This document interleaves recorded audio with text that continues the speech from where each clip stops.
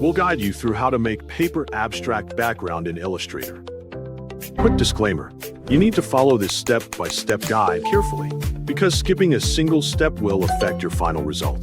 If this guide helpful, don't forget to like and subscribe. First, don't forget to comment if you still need our help or want to ask something, and we will reach you as soon as possible. Second, begin by opening Adobe Illustrator and starting a new project.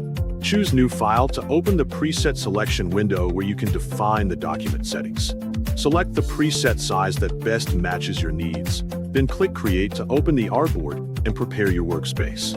Once the artboard is ready, select the rectangle tool from the toolbar. Draw a rectangle that covers the entire artboard area so it becomes the base of the design. After creating the shape, change the rectangle fill color to black. Next, open the Layers panel to organize the artwork properly. Add a new layer above the current layer to keep the upcoming design elements separate from the background. On this new layer, draw another rectangle across the artboard. Change the fill color of this second rectangle to the abstract color design you want to create. Use the gradient tool to establish the base colors and create a smooth transition between tones. After finishing the abstract color design, open the File menu from the menu bar. Choose Place and locate the paper texture image you want to use. Insert the image onto the artboard and resize it until it fits the entire artboard area correctly.